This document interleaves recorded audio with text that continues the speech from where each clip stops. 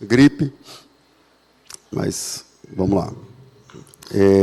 Eu os convido ao Evangelho de Jesus, conforme está registrado em Mateus, capítulo de número 4, a partir do versículo 12. Mateus, capítulo 4, a partir do verso 12.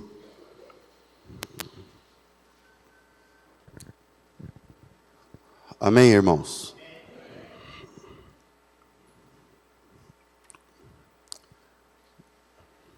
Vocês estão projetando aí agora a leitura? O texto diz o seguinte, leia na sua Bíblia aí, por favor. Ouvindo, porém, Jesus que João fora preso, retirou-se para a Galiléia e, deixando Nazaré, foi morar em Cafarnaum, situada à beira-mar, nos confins de Zebulon e Naftali, para que se cumprisse o que fora dito por intermédio do profeta Isaías: terra de Zebulon, terra de Naftali, caminho do mar, além do Jordão, Galiléia dos gentios. O povo que jazia em trevas viu grande luz, e aos que viviam na região da sombra e morte, resplandeceu-lhes a luz.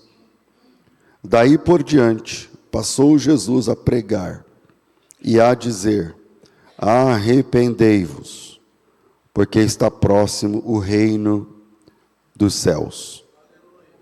Daí por diante, passou Jesus a pregar e a dizer: arrependei-vos, porque está próximo o reino dos céus.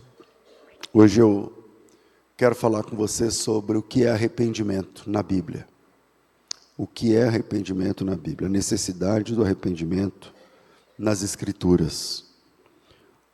Bom, basicamente, o arrependimento é a base do Evangelho. Eu li em Mateus 4, no verso 17, li 2 vezes, porque aqui é a primeira pregação de Jesus.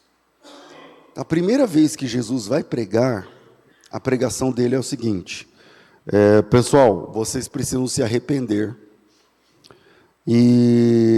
porque o reino de Deus está chegando. O reino dos céus está próximo. E como o reino dos céus está próximo, você precisa se arrepender. Do que é que Jesus está falando? Parece que o arrependimento é a base do Evangelho. A primeira pregação do Novo Testamento não é de Jesus, é de João Batista. E qual é a pregação de João Batista? Arrependei-vos, porque está próximo o reino dos céus. João Batista foi preso. Jesus foi batizado por João Batista, depois foi tentado por 40 dias, não sei o que, vocês lembram a história? E quando inicia o ministério de Jesus, qual é a pregação de Jesus? Pessoal, vocês precisam se arrepender, porque o reino de Deus, o reino dos céus, está chegando, está próximo. Então veja, que a pregação de Jesus sobre arrependimento, obrigado, minha irmã, que a pregação de Jesus sobre arrependimento está intrinsecamente ligado à chegada de um reino. A chegada de um reino. E que reino é esse? Do que é que Jesus está falando? Que negócio é esse que Jesus está falando? Que a pessoa tem que se arrepender e a pessoa tem... Oh, meu Deus. Aqui tem remédio, precisa de um mágico tirando... A pessoa tem que se arrepender para entrar, para participar desse reino. Que reino é esse? Bom, a base desse reino tem a ver com o Antigo Testamento. Tem a ver com o capítulo 2 de Daniel. Então, abre aí na sua Bíblia, Daniel capítulo 2, para a gente entender juntos. Lá em Daniel capítulo 2, vocês conhecem a história do Daniel, que foi ainda garoto para a Babilônia, e ele era um dos sábios, doutores e tal, estudiosos. E lá pelas tantas, o Nabucodonosor, que é o rei da Babilônia, tem um sonho e ninguém consegue interpretar esse sonho. Tudo isso é o capítulo 2 de Daniel. No segundo ano do reinado de Nabucodonosor, ele teve um sonho que o deixou perturbado, e ele ficou sem dormir. Então o rei mandou chamar os magos, os encantadores, os feiticeiros, os caldeus, para que lhe dissessem o que ele havia sonhado. O rei sonhou, não sei se já aconteceu com você, ele sonhou e esqueceu o sonho. Sabe quando você sonha um negócio que você acha que é importante, mas você não lembra o sonho? O rei, isso acontece com todo mundo, mas ele é o Nabucodonosor, ele é um cara importante. Então ele disse, eu sonhei, eu esqueci o sonho, eu acho que esse sonho é importante. E aí o pessoal falou para ele, e o que o senhor quer? Eu quero que vocês interpretem o sonho. E aí eles disseram, então conta para a gente o sonho. Ele falou, mas eu não lembro. E aí os caras que interpretam o sonho falaram, aí fica difícil para a gente, porque como é que eu vou interpretar um sonho se você não lembra o sonho? E aí o rei falou assim, está difícil para vocês? Vocês não são os sábios? Somos. Ele falou, então vou mandar matar todos vocês. Isso é o capítulo 2 aqui no começo. E aí chegou essa ordem de matar todos os sábios. E aí o Daniel era um deles, e o Daniel não estava sabendo, chegaram lá no apartamento do Daniel, subiram o elevador, tocaram a campainha, falaram, tem aqui uma ordem de morte para você. E o Daniel falou, por quê? Aí contaram a história, o rei teve um sonho, não consegue saber o sonho, e mandou matar a gente. E aí o Daniel falou, não, então eu vou orar a Deus, e Deus vai me revelar primeiro o sonho, e depois ele vai dar a interpretação. Fala para o rei descansar o coração, que eu vou resolver isso daí. E aí o rei olhou para o Daniel e falou, cabra macho. O cara falou que vai ter o sonho e depois vai interpretar o sonho. Tudo bem. E aí o Daniel teve o sonho. Chamou o rei e falou, já tenho o sonho. Deus me falou o sonho e também eu já sei interpretar esse sonho. E aí o rei sentou na mesa com o Daniel e falou, então me conta o sonho. E aí o Daniel disse, você sonhou com uma estátua, né? E aí ele falou, era uma estátua. E a cabeça da estátua era de ouro.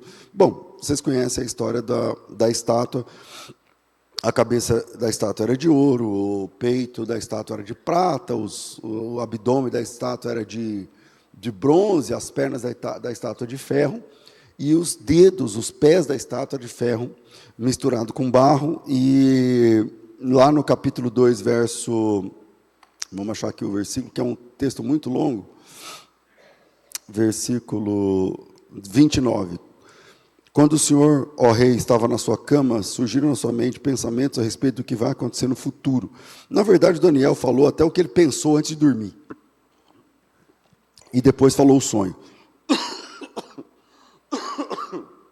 Desculpem. 29. E Deus, que revela os mistérios, revelou ao Senhor o que vai acontecer. Quanto a mim, esse mistério me foi revelado, não porque exista em mim mais sabedoria do que em todos os homens, isso aqui. Aí, versículo 31, o Senhor, o rei, estava olhando e viu uma grande estátua, e ela era imensa, e de extraordinário esplendor, estava de pé, bem na sua frente, e a aparência dela era terrível, a cabeça era de ouro puro, o peito e os braços de prata, o ventre e os quadris de bronze, as pernas de ferro e os pés, em parte ferro e em parte barro. Enquanto o Senhor estava olhando, uma pedra foi cortada sem auxílio de mãos humanas. E essa pedra atingiu a estátua nos pés. Atingiu nos pés de ferro e de barro e despedaçou. E o ferro, o barro, o bronze, a prata e o ouro foram despedaçados no mesmo instante. E se fizeram como palha das eiras do verão ou do estio. O vento levou e não se viu mais nenhum vestígio.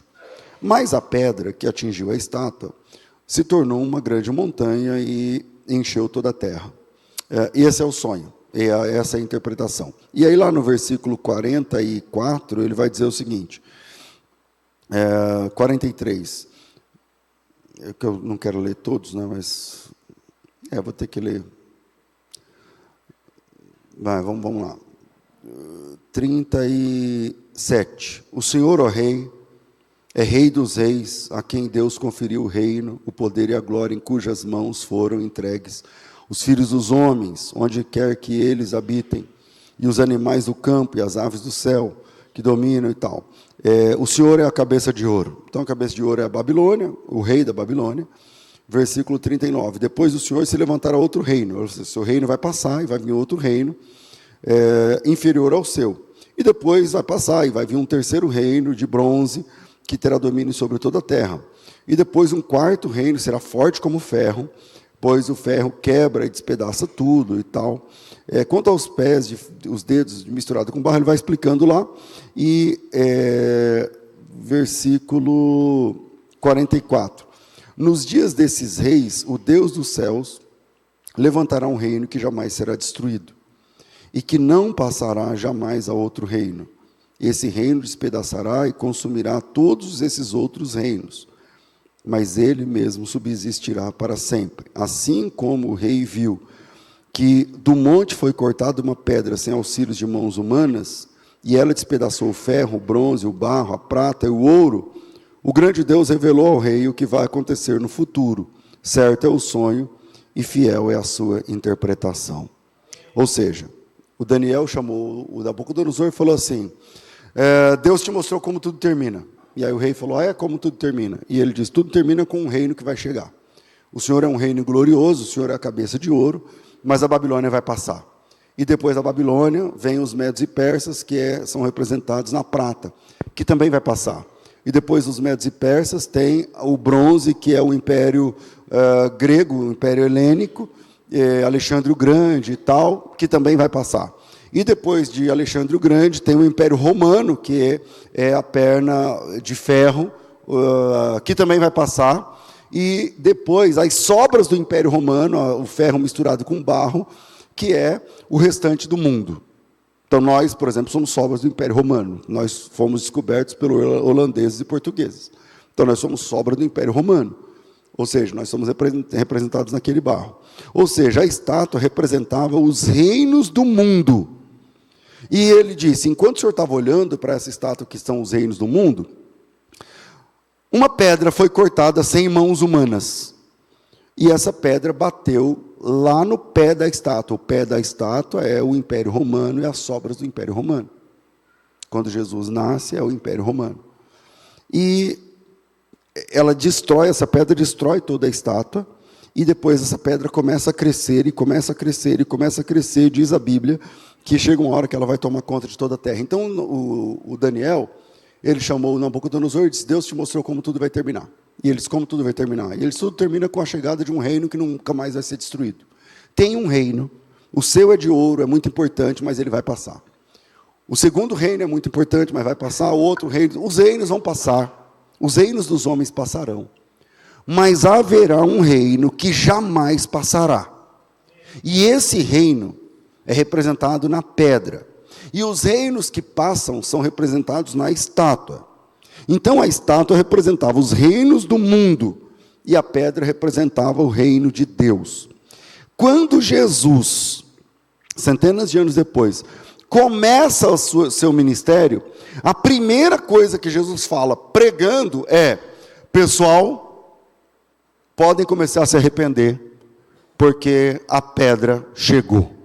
Podem começar a se arrepender, porque a pedra, cortada sem auxílios de mãos humanas, chegou e já está no pé da estátua, e essa pedra vai romper com a estátua, e vai bater de frente com a estátua, e ela vai crescendo, crescendo, crescendo, crescendo, crescendo, e vai chegar uma hora que vai tomar conta de toda a terra, e a última realidade da humanidade é o reino de Deus, ou seja, tudo termina com o reino de Deus. O reino de Deus é, por definição, o fim de todas as coisas, porque na estátua se organizavam como as pessoas pensavam e agiam. Não sei se você sabe, mas vamos lá.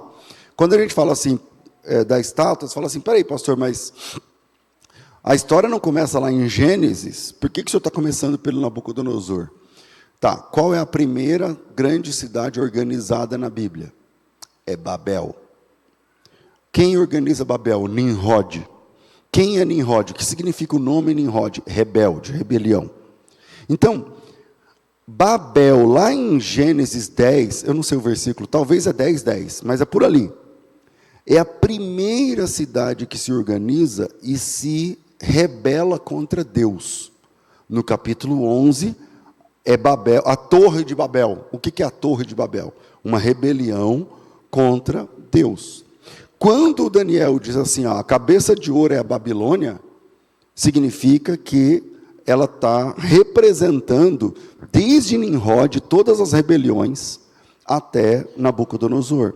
Quando a gente abre a Bíblia em Apocalipse, capítulo 17, a mulher que está montada sobre a besta, tem uma, como que eu vou falar, uma tiara na cabeça, não sei se tiara, sei lá o nome, um negócio na cabeça, E lá está escrito Babilônia, a mãe das prostituições.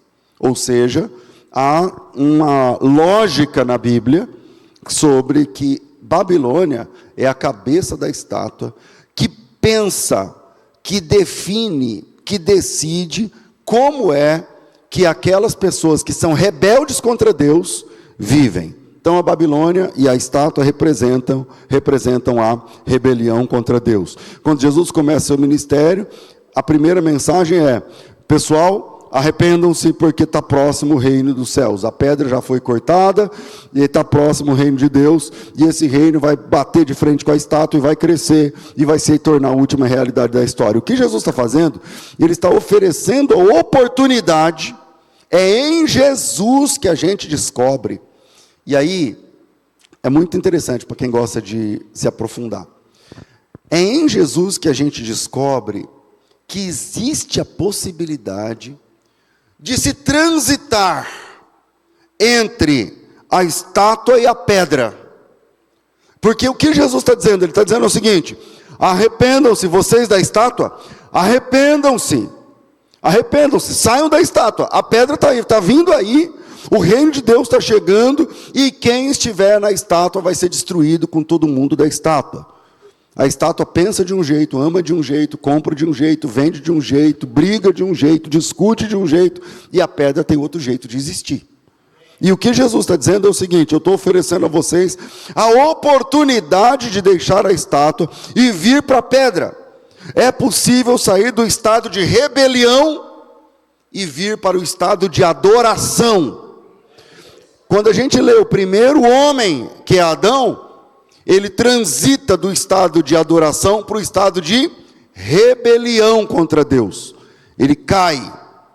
Eva junto, caem. Então se tornam rebeldes. Quando você vê Caim, quando você vê Nimrod, quando você vê, enfim, as pessoas do Antigo Testamento, eles estão em situação de rebelião contra Deus. E isso vai se avolumando, até que se torna o estilo de vida. Ou seja, a rebelião se torna o estilo de vida de quem participa da estátua. A rebelião contra Deus já foi, por exemplo, o teu estilo de vida, ou é teu estilo de vida. Ou é teu estilo de vida, ou já foi. Pastor, mas quem define isso? Se é ou se já foi? Se você continua na estátua, é o seu estilo de vida, a rebelião. Então você vive contra Deus, você ama contra o que Deus está dizendo, você decide contra o que Deus está dizendo. E se você voltou da rebelião, o que é voltar da rebelião? É o arrependimento. Voltar da rebelião, irmãos, é o que a Bíblia chama de conversão.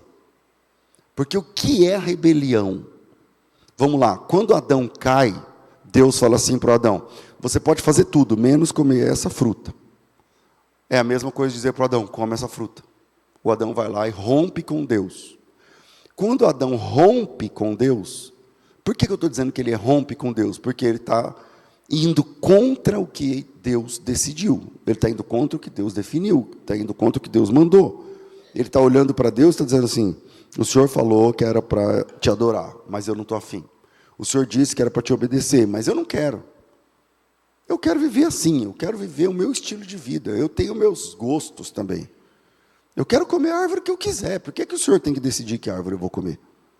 O nome disso é rebelião. Sabe quando você tem um filho ou uma filha que é rebelde?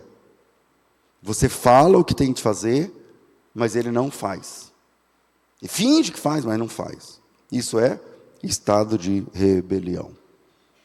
Então, quando Jesus começa seu ministério, ele prega contra a rebelião. Arrependam-se e saiam da estátua. Jesus está oferecendo a oportunidade de quem estiver ouvindo deixar a estátua e vir para a pedra, onde é possível sair do estado de rebeldia e vir para o estado de adoração. O nome disso é conversão, é quando você cai de joelhos. Por exemplo, não importa teu nome, não importa a tua idade. Se você toma ceia, se você está em paz com Deus, significa que em algum momento da tua vida aconteceu isso que eu vou te falar. Você vivia contra Deus. Você fazia coisas das quais Deus odeia. Você gostava de coisas e buscava coisas que Deus não aprova. E um dia você ouviu o Evangelho e você ficou mal. Você ouviu o Evangelho e isso confrontou você. E você ficou pensando um dia, 2, 3. Você não sabia orar. Você não sabia como conversar com esse Deus que está tratando o seu coração. E cada vez que você lia o texto, você ficava mal. Porque você dizia assim, não é isso que eu vivo. Eu não estou enquadrada nisso. Eu não faço parte desse povo. Até que um dia, os seus joelhos dobraram. Até que um dia a sua língua confessou. E você dobrou o joelho e você disse, Senhor, por favor, me ajuda. Eu estou perdida, eu estou perdido. Eu só sei pecar, eu só sei te atrapalhar, eu só sei te escandalizar. Mas a partir de agora, eu vou pensar diferente do que eu pensava. Antes, bom é o que eu decidia. Agora, bom é o que o Senhor decidir. Eu não quero mais agir como Adão na rebelião. Eu quero sair da rebelião e entrar em estado de adoração. Então, louvado seja o teu nome. O nome disso é conversão. É quando você cai de joelhos e confessa que Jesus Cristo é o seu Salvador. Então, para deixar 3 pontos depois dessa introdução. Primeiro, arrependimento significa reconhecer que Deus tinha razão o tempo todo. O que é arrependimento? É concordar com Deus. Arrependimento significa, primeiro, arrependimento significa reconhecer que Deus tinha razão o tempo todo. Tem aí o texto para projetar? Então, primeiro ponto. Arrependimento significa que Deus estava certo e que você estava errado o tempo inteiro. Deus estava certo e você estava fora da razão, você estava fora de si, eu estava fora de mim. E tudo isso começa em Gênesis, quando rompemos com Deus e iniciamos uma rebelião. Gênesis capítulo 10, é ali que começa Babel. É ali que começa Babel. E ao romper com Deus, Adão e depois todos os que depois dele também pecaram, se tornaram rebeldes contra Deus. Rebeldes contra Deus. E quando Daniel interpretou o sonho do Nabucodonosor, do rei da Babilônia, ele estava falando do desfecho dessa história. Todos os rebeldes contra Deus, todos os rebeldes estão contra Deus, e eles se representam nessa estátua, que a cabeça de ouro é a Babilônia. Por isso que lá a última a cair também é a Babilônia. Então, quando Daniel interpretou o sonho do Nabucodonosor, ele estava falando do desfecho de toda a história. É o reino de Deus. Tudo termina no reino de Deus. E isso a gente sabe através da história de Nabucodonosor, de Daniel e do sonho da estátua. Eu acho que nenhum Daniel conseguia perceber a complexidade da interpretação desse sonho. Porque começa ali, no sonho de Nabucodonosor, e vai terminar lá no Apocalipse capítulo 17, capítulo 18, antes do capítulo 19, que é a volta de Cristo. Então, quando Daniel interpreta o sonho, acho que ele não estava entendendo tudo, toda a complexidade. Mas em Jesus, nós descobrimos que é possível, e aí vem, a religião dizia que era impossível. Porque a religião judaica é assim: você nasceu judeu, então você é judeu. Acabou. Deus é para um clã. O Deus judaico é um Deus para os judeus. Você quer Deus? Tá, vira judeu. Se você não vira judeu, não dá. E aí em Jesus, nós descobrimos que é possível sair do estado de rebelião e ir para o estado de adoração. E esta é a pregação de Jesus de Nazaré. Porque Jesus de Nazaré, ele começa a pregação dizendo, tem um jeito de sair da estátua e vir para a pedra. E eles perguntam, como? E ele diz, arrependei-vos. E o que é se arrepender? Se arrepender é concordar com a Trindade. Se arrepender é reconhecer que Deus está certo em tudo. E quando eu falo isso, você pensa assim, peraí, pastor, essa é fácil. Todo mundo entende que Deus tem razão, que Deus é verdadeiro, seja Deus verdadeiro, todo homem mentiroso, não sei o que lá. Tudo bem, nessa primeira camada todo mundo entende. Mas a gente está pronto para as outras camadas? Quando Deus quer tirar alguma coisa ou alguém da gente? Quando Deus está falando com a gente sobre santificação?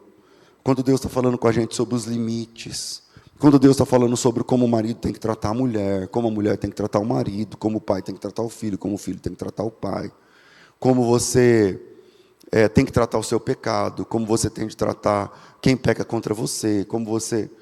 Conversão e arrependimento, a conversão é através do arrependimento. E arrependimento significa, eu reconheço que Deus tem razão o tempo todo. E essa é a pregação de Jesus de Nazaré. E essa migração da estátua para a pedra se dá quando nós concordamos com a Trindade. E concordar com a Trindade é discordar de nós mesmos. Por isso que o Espírito Santo convence um homem do pecado. Você para e fala assim, as coisas que eu faço, as coisas que eu gosto, as coisas que eu uso, as coisas que eu falo, não são compatíveis com o Deus que está se revelando a mim. E aí eu tenho duas opções. Me tornar um adorador ou me tornar um cafajeste. Que é aquele cara que sabe, mas não vive. Ele sabe. Quer se tornar um hipócrita, um ator.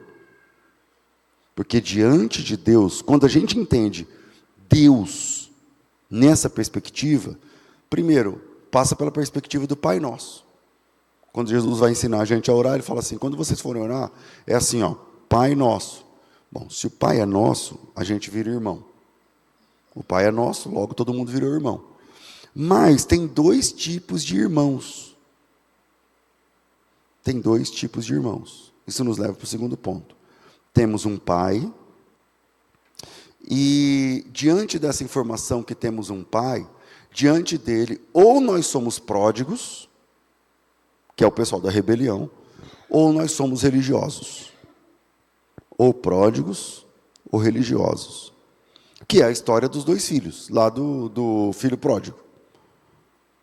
Então, o pai tinha dois filhos, um garoto e um mais velho, e o garoto chamou no pai e disse assim, me dá o que é meu.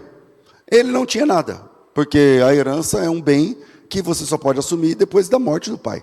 Então, ele não tinha nada. Me dá o que é meu. Você não tem nada, mas eu vou ser bom e eu vou te dar o que você teria de direito, mas você só vai levar porque eu sou bom. Não é porque você merece. Você não merece nada, meu amigo.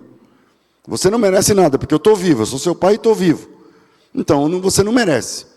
Mas eu vou te dar. E aí o pai divide a fazenda entre eles, e o cara pega o dinheiro e vai viver longe do pai. E a Bíblia diz que, distante de Deus, ou distante do pai, ele viveu uma vida dissolutamente. Ele gastou dinheiro com bebida, com drogas, com prostitutas, com mulheres, com amigos, com noitadas, e terminou numa pocilga. E terminou, ele tinha um patrão que parecia que ser muito ruim. O patrão, tem patrão que é terrível, né? Não sei se você já teve um patrão desgraçado, tem? Esse cara arrumou um patrão desse. E o patrão dizendo, eu não vou te dar nada, se você quiser, você come comida com os porcos. E esse cara tinha que sair na mão com os porcos, para ver se ele conseguia comer a comida que sobrava da pocilga de porcos. E um dia, esse garoto, no chiqueiro, ele teve uma percepção.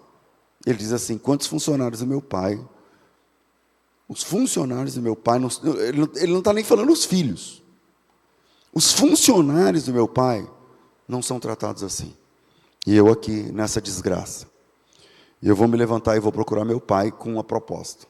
E a proposta dele não era ser filho. A proposta dele era ser um funcionário sem ser CLT. A ideia do texto grego é assim, faz de mim, aliás, do texto grego em português fala, faz de mim um dos seus jornaleiros, aquele que trabalha pelo jornal, pela jornada de um dia. Faz de mim um dos diaristas. Eu não preciso morar na casa grande, eu não preciso morar na fazenda. Mas ele começa dizendo assim, eu não sou digno de ser chamado teu filho. Mas me contrata como um dos seus funcionários, como fala, que faz bico. Porque ser um funcionário irregular do Senhor é melhor do que viver nessa pocilga de porcos. Ou seja, esse garoto teve uma outra visão do seu pai, estando dentro do chiqueiro. Ou seja, o arrependimento é quando você entende que o pai estava certo o tempo todo. Aquele garoto, ele estava dizendo, fiz caca da minha vida. Meu pai estava certo o tempo inteiro. Tudo que meu pai estava falando era para o meu bem. O meu pai tinha razão. E eu estraguei tudo. Então eu vou voltar lá, eu já não tenho mais essa condição, porque eu já não tinha direito. Eu só tive a herança porque ele é bom. Então eu já perdi tudo. E eu vou voltar lá e vou falar para ele me contratar como um dos seus funcionários. Qual a surpresa? É que quando o garoto chega, ele descobriu que naquela casa não tinha vagas para funcionário, só tinha vaga para filho. E isso é graça. E isso é graça. A graça de Deus é o seguinte: você estragou tudo, né? Você acabou com tudo que eu te dei e que você não merecia, não é? Você escandalizou meu nome, né? Você jogou tudo no lixo, não é? Você é o tipo de filho que me deu vergonha, não é? E aí você fala assim, eu sou essa filha, eu sou esse filho. E o que você quer agora? Eu quero uma oportunidade, eu quero que o Senhor me trate como um funcionário raso. Eu quero que o Senhor me trate como alguém que faz a faxina da faxina da faxina. Porque eu sei que eu não sou digno nunca mais de ser chamado teu filho. E aí o pai fala assim para você, você está com sorte, porque aqui na minha casa não tem vaga para empregado, só tem vaga para filho. Então eu vou receber você como filho. E essa nuance da graça nos deixa diante de dois caminhos. Porque na história o pai tem 2 filhos. E esses 2 filhos se representam 2 caminhos. Primeiro, concordar com Deus, dizer, eu estava errado o tempo inteiro, o Senhor estava certo o tempo inteiro, e esse é o caminho do pródigo. Mas o segundo caminho é quando a gente vira religioso vazio dentro de casa, que é o caminho do segundo filho. Porque o segundo filho, a história de Lucas 15 mostra que diante desse pai se criam 2 caminhos. Ou a gente vira pródigo e joga a vida fora, ou a gente vira um religioso e criamos um pai que não é o verdadeiro. Criamos um Deus que não é o verdadeiro, mas que nós criamos a nossa imagem conforme a nossa semelhança. Esse é o caminho do religioso. Deixa eu mostrar para você que esse filho mais velho criou um pai à sua imagem e semelhança. Quando o filho pródigo voltou, fez a festa, o bezerro cevado e tal. E o filho mais velho não quis entrar, vocês conhecem o texto. E aí o pai foi lá e insistia com ele. Ele falou assim, isso não é possível. E aí o pai diz, por quê? E ele diz, porque ele nem chamou, o filho pródigo, ou melhor, o filho mais velho nunca chamou o pai dele de pai. E nunca chamou o irmão dele de irmão, na Bíblia. E aí ele diz assim, este teu filho gastou a metade da nossa fazenda, e o Senhor recebe ele matando o bezerro mais gordo. E para mim, o Senhor nunca me deu um cabrito para me alegrar com meus amigos. E aí a resposta do pai explode a nossa cabeça, porque o pai fala assim, você sempre está comigo? Essa casa é tua. Tudo que eu tenho é teu. Por que você não fez quantos churrascos você quis? Por que você está com inveja do teu irmão? E por que você não fez quantos churrascos você quis? Ou seja, aquele filho mais velho, ele projetou um pai que não deixava matar um cabrito. Mas esse pai era o verdadeiro? Sim ou não? Não. Esse é o pai que ele projetou. Quantos filhos acham que o pai ou a mãe são carrascos quando não são? Quantos filhos projetam um pai e falam assim, não, meu pai é dócil, porque minha mãe não sei o que e tal, quando na verdade não é aquilo. É o que está acontecendo com esse filho. E esse é o retrato do crente religioso, que projeta um Deus, que se você tiver cavanhaque, você vai queimar nos quintos do inferno. Aí você fala assim, mas quem decidiu isso? Quem? Onde é que Deus falou isso do cavanhaque? Não, não vem não. Isso é mundanismo. Aí você fala assim, interessante. Qual é o texto? Não tem. E por que não tem? Porque isso é o Deus que esse cara projetou. Então, segundo, nós temos um pai, e diante dele temos dois caminhos. Ou nós somos pródigos, ou nos tornamos religiosos, antes do arrependimento. A história de Lucas 15 mostra que diante do Pai, nós criamos dois caminhos. Ou nós jogamos a nossa vida fora, ou nós jogamos Deus fora. E criamos um Deus à nossa imagem, conforme a nossa semelhança. Ou a gente é aquele cara que gasta tudo e perde tudo e joga tudo e termina com os porcos e só reconhece que ele é o pai no final. Ou a gente faz uma religião e constrói um Deus severo, terrível, que você olha e esse Deus está sempre com um chicote na mão, dizendo, vamos ver, estou aqui, vamos ver se você vai cochilar aí no culto. Porque se cochilar, eu dou uma chicotada em você. Esse é o Deus. Esse é o Deus que as pessoas criaram. Esse é o Deus que o religioso cria. E essa é a história do pródigo. O jovem sai, gasta tudo, perde tudo e só reconhece o pai. No final, ele reconhece que ele não havia direito algum. Ele reconhece que tudo que ele tem é por causa do pai, não por causa dele. E o pai o recebe como filho. Esse é o primeiro tipo. O devasso, o profano, o vagabundo, o drogado, que um dia caiu em si, caiu de joelhos e disse, eu me arrependo, eu me rendo, eu me entrego, e eu reconheço que o pai estava certo o tempo inteiro, e eu estava errado. Esse é o pródigo. Mas o segundo filho, é aquele que, na verdade, serve o pai, ele serve um pai que não é o pai dele. Não sei se eu me faço entender quando eu digo isso. Ele serve um pai que não é o pai dele, que está lá na casa. Ele serve o pai que ele projetou. Ele serve o pai que ele decidiu. Em algum momento ele decidiu que o pai não deixava pegar um cabrito para se alegar com os amigos. Que dia que o pai disse isso? Nunca. Mas ele decidiu que era assim. E aí ele se vitimiza, ele se martiriza, ele entra na autocomiseração, eu sou um coitado, esse teu filho desperdiçou os bens vivendo com prostitutas, no bordel, e eu sou crente, e eu estou rezando, orando, pagando promessa, me santificando, e nada acontece comigo. O Senhor não me deixa me alegrar com os meus amigos. E o pai disse assim, quem é que disse que você não pode se alegrar com seus amigos? Ou seja, esse pai que não me permite me alegrar com os meus amigos, era o pai verdadeiro? Não, é o pai que eu decidi. É o pai que eu criei. Que eu criei a minha imagem, a minha semelhança. Então esse segundo filho, que na verdade serve a um pai que não era o pai dele de verdade. Porque ele reclama do pai e o pai corrige. O pai diz assim, espera aí, alto lá. Este não sou eu.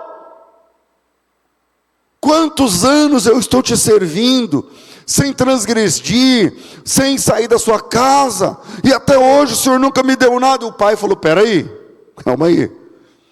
É verdade que você nunca fez um churrasco com um cabrito, mas isso não diz sobre mim, isso diz sobre você. Porque esse pai que você está dizendo, esse pai que você está pintando, não sou eu.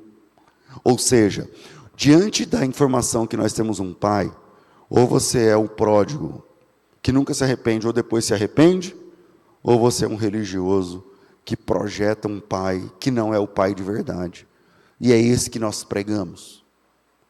A gente sentou, e a gente enquadrou Deus, e decidimos, Deus, Ele gosta assim, Ele não gosta assim. Deus, Ele prefere assim, Ele não prefere assim. Deus, e aí criamos um regimento, e a partir desse regimento, a gente sai pregando Deus que nós inventamos. Isso é um ídolo. Esse Deus que nós inventamos é um ídolo. É um ídolo, porque quando o filho começou a dizer para o pai, o senhor nunca me deixou, ele falou, pera lá, esse pai não sou eu, esse é o pai que você projetou, esse é o pai que você esculpiu, esse é o pai que você fez a sua imagem conforme o que você pensa de mim. Ou seja, esse cara não sabia nada sobre o pai. Esse cara não sabia nada sobre o pai. Então nós temos um pai que a gente não conhece direito. E quer que eu te fale uma verdade? A gente não conhece direito. E a igreja não é a autoridade para nos apresentar esse pai.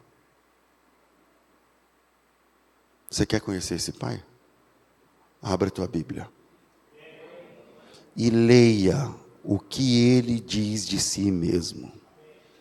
Como é que Deus reage a um cara que perdeu tudo, que virou as costas e que foi rebelde, mas que um dia decidiu cair de joelhos e dizer, pai, eu me arrependo, o senhor estava certo o tempo todo. Como é que Deus reage assim? Aí é o que a Bíblia diz, e não o que a igreja decidiu, o que os pastores decidiram, o que as convenções decidiram, as siglas que os homens inventam, os tratados, os catecismos, os ismos, as doutrinas de homens. É a Bíblia que apresenta esse Pai. É a Bíblia que apresenta esse Deus. Então você tem que conferir na sua Bíblia o que é que Deus diz sobre si. Nós temos um Pai que não conhecemos direito e precisamos conhecê-lo como Ele é. Por isso que a gente fica falando um monte de coisa sobre Deus que a gente nem sabe. A gente fica falando um monte de coisa sobre Deus que muitas vezes a gente nem sabe. E como não sabemos, a gente constrói um Deus à nossa imagem, e o resultado é que na ânsia de servir esse Deus, nos tornamos donos dele. Donos dele. Que a maioria das seitas é isso. Ó, o nosso Deus é assim, tá, querido? O nosso Deus é assim. Tipo assim, parei. Deus tem dono, então? Ele é seu? Esse é o nosso Deus. Então ele é seu. Porque nosso é uma questão de propriedade. E aí a gente começa a pregar um ídolo. E cada vez que você prega o seu Deus que você criou, você está afastando as pessoas do Deus verdadeiro que as queria perto. Talvez você está aqui ouvindo esse sermão ou em casa e você não tem uma família estruturada do jeito que a Bíblia diz que você devia ter. E aí o Deus que as pessoas criaram diz assim, então você está fora. Então você está fora. Divorciou? Está fora. Talvez me ouvindo aqui, tem pessoas que não conseguem vencer um ou mais vícios e tal, e aí o Deus que nós criamos, com o chicote na mão, está dizendo o seguinte, então vem que você vai tomar na sua cara agora. É só chibatada, meu amigo, porque você não consegue, então já que você não consegue, mas quando você vai para as páginas da Bíblia, não é esse Deus que a gente enxerga. Nós enxergamos um Deus salvador, que veio buscar e salvar o que se havia perdido. E quando você prega o Deus que você criou, você acaba afastando as pessoas do Deus da Bíblia, que os queria perto. Por exemplo, a gente dogmatiza Deus, a gente fala o que é que Deus vai fazer na vida das pessoas. Olha, então Deus, então fez isso, então Deus vai fazer. Quem decidiu? Nunca ouviu falar de arrependimento? Nunca viu a história do ladrão na cruz? É por isso que judeus e samaritanos não se davam na Bíblia. Terceiro, para a gente encerrar. A graça de Deus transcende as barreiras da religião institucional. Gente, Deus é para além da religião. A graça de Deus transcende barreiras da religião institucionalizada. Qual foi a primeira pergunta? A pergunta da mulher samaritana. Jesus foi lá, em Samaria, e aí está lá com a mulher samaritana e tal. A mulher samaritana, ela é o arquétipo de alguém que está todo errado. Não deu certo, tentou, não deu certo. Sabe aquele pessoal que vai para a igreja, a gente olha lá e fala, irmão, mas o cara está tudo errado e tal. É essa mulher samaritana. Ela era toda errada, ela não tinha família no padrão, ela ia no poço meio-dia para não se encontrar com ninguém, mas ela faz uma pergunta para Jesus. E a pergunta que ela faz para Jesus é o seguinte, vocês não se entendem. Que vocês judeus dizem que tem que adorar a Deus lá no Moriá, e os samaritanos dizem que tem que adorar a Deus aqui no Gerizim. Então os religiosos não se entendem. Os religiosos não se entendem. Onde é que se adora a Deus? Se o Senhor é um profeta, onde é que se adora a Deus? E Jesus olha aquela pergunta e fala para ela, boa pergunta. Antes era em Jerusalém. Jesus diz isso quando ela diz assim, quando a mulher pergunta, Jesus fala assim, que ela pergunta qual o lugar certo onde se deve adorar, e Jesus diz, nós adoramos o que sabemos, a salvação vem dos judeus, né? Não nos samaritanos. Então, em outras palavras, Jesus está dizendo assim para a mulher, boa pergunta, onde se adora a Deus? Antes era em Jerusalém, mas agora pode ser em qualquer lugar. Agora, Deus pode ser adorado em qualquer lugar, porque Deus é Espírito. E Ele está buscando gente que o adore em espírito e em verdade. Quando Jesus disse isso para a mulher samaritana, a mulher falou assim, bom, interessante, uau, legal, entendi. Eu vou esperar o Messias chegar, porque só Ele pode explicar como que isso tudo vai acontecer, porque agora Deus pode ser invocado de qualquer lugar, porque quando o Salomão construiu o templo, Deus ganhou um CEP. Deus tem um endereço fixo agora. E agora chega Jesus dizendo assim, não, em qualquer lugar. Vai chegar uma hora que nem nesse monte, nem em Jerusalém vão adorar o Pai, mas Ele está procurando verdadeiros adoradores, aqueles que o adoram em espírito e em verdade. Nesse caso, se é em espírito e em verdade, é em espírito. E é de fato, de verdade, independe do lugar. Você pode estar no carro, você pode estar na cama, você pode estar no hospital, você pode estar em casa, você pode estar no trabalho, no escritório, e você pode ser um verdadeiro adorador, e Deus vai receber aquele momento de adoração. Ou seja, a partir de qualquer lugar. Onde se adora a Deus? Ele dizia, antes era em Jerusalém, mas agora não tem mais foro privilegiado, Deus pode receber adoração de qualquer lugar. Aliás, Ele está procurando gente que faz assim, porque Ele é Espírito, importa que os que adoram o façam em espírito e em verdade. A mulher fala, tá bom, eu vou esperar o Messias, porque só Ele tem força, capacidade, profundidade, propriedade, para explicar isso do jeito que o Senhor está falando. E aí Jesus olha para a mulher e fala assim, é verdade, só o Messias. Mas eu sou o Messias. E é a primeira vez que Jesus vai se revelar. E Ele não faz isso para o Pedro, para o Tiago, para o João. Ele faz isso para uma mulher separada 5 vezes. Na beira de um poço, sozinha, em Samaria. Uma pagã. E Jesus olha para essa mulher pagã e diz para ela assim, eu sou o Messias, dona. E cabe a senhora no reino. Eu sou o Messias e eu já estou falando que vai ser assim. E pela primeira vez Ele se apresenta. Quem imaginaria, de todas as pessoas, Jesus se revelar a uma mulher? Isso hoje, a briga da igualdade e tal, está tudo bem. Mas há 2000 anos atrás, numa sociedade patriarcal, para não dizer machista, de todas as pessoas, uma mulher. De todas as mulheres, uma samaritana. E de todas as samaritanas, uma com 5 divórcios nas costas. E tentando pela 6ª vez, e não era nada firme. O cara que estava lá na cama dela esperando, não era firme.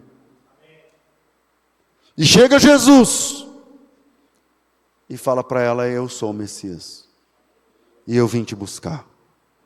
Eu sabia de você o tempo todo.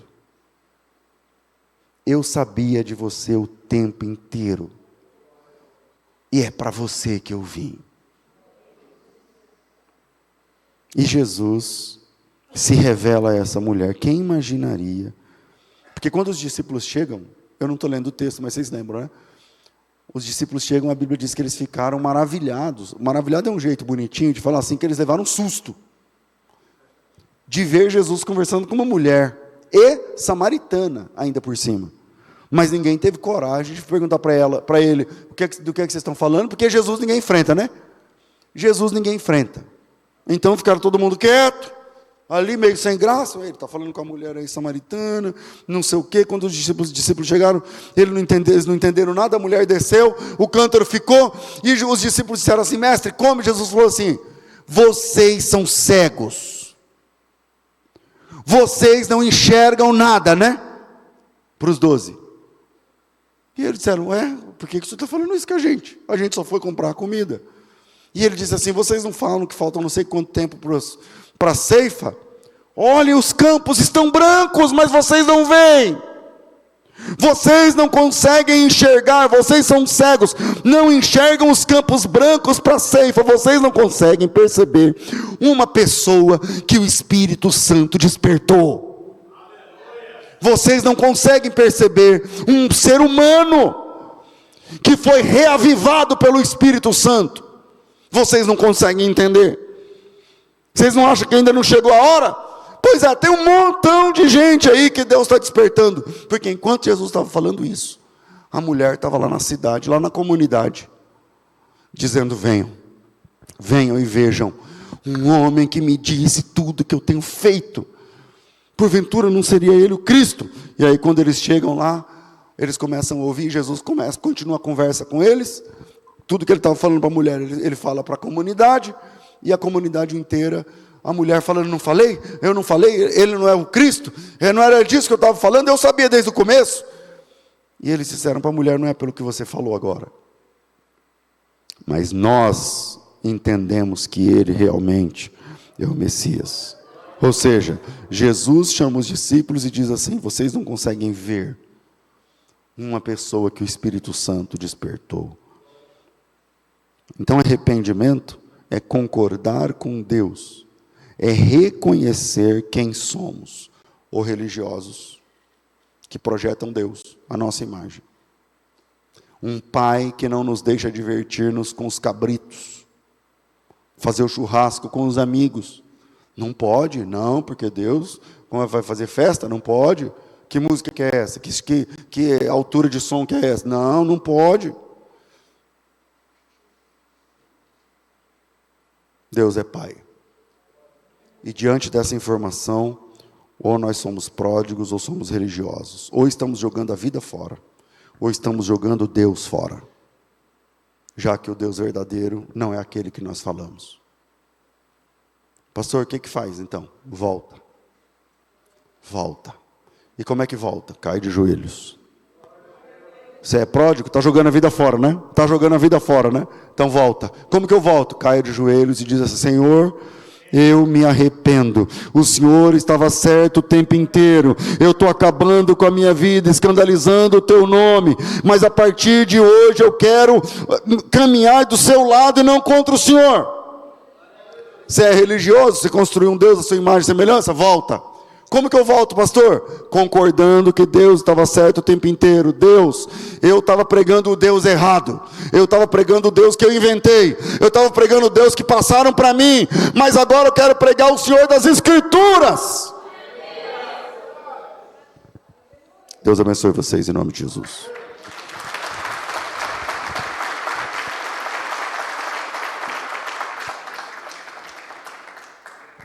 Gente, vamos ficar de pé.